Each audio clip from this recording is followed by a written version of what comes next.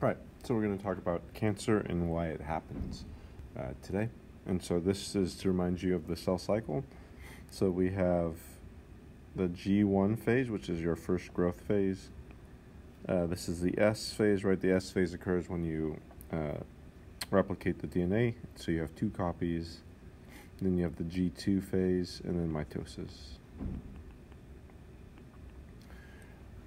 However, there will be times where it's not necessary to make more cells or divide cells. And so there needs to be an area where the cell can exit the cell cycle. And so we call that the G0. So at G0, basically the cell is able to stop the cell cycle. Because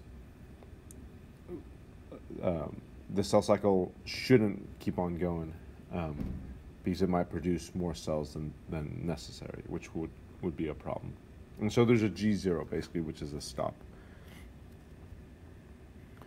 So what is cancer? Well, cancer occurs when there's uncontrolled cell growth. So normally the control occurs by the cell going into a G0 phase, where it stops the cell cycle.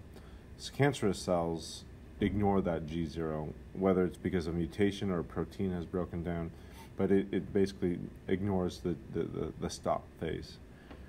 A second type of cancer that can occur is apoptosis. So apoptosis is it's a process where if something happens with the cell, either a mutation or something occurs or the cell just gets old, it actually has pre-programmed in its DNA a self-destruct button, so to speak.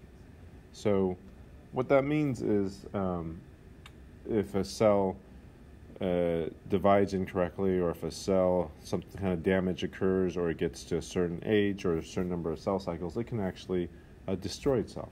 And that's a good thing, because you don't want to keep on replicating cells that are defective. Now, cancerous cells, unfortunately, they don't undergo apoptosis. They don't destroy themselves, so they keep on producing defective cells. Two types of tumor growth. One is benign, and that's where the cells aren't spreading, and so that is, you could have a tumor, but it's not cancerous, so we call it benign. The cancerous tumors are malignant. The reason why it's cancerous is because those cells can move to different parts of your body that can cause further damage and lead to death. Oftentimes, though, doctors will recommend removing benign tumors or growth, because just to make sure they don't turn malignant.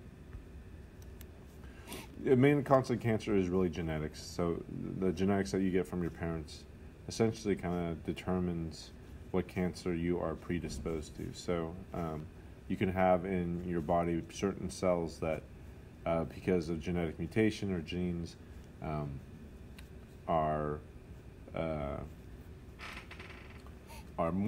more likely to become cancerous. And so there's two genes that I wanted to bring to your attention. One is called the p53 gene, which controls cell cycle. If there's a mutation in p53, you can get cancer, or you can get uncontrolled cell growth. And then there's BRCA1 and BRCA2. That's the breast cancer mutations. Most breast cancer come from mutations in these two genes, which can also be tested for. Other causes of cancer, or things that can contribute towards cancer, are radiation, like UV radiation from the sun, and then also like carcinogens. So a lot of processed foods or dyes, that kind of stuff, have carcinogens, and so those can lead to or contribute to cancer.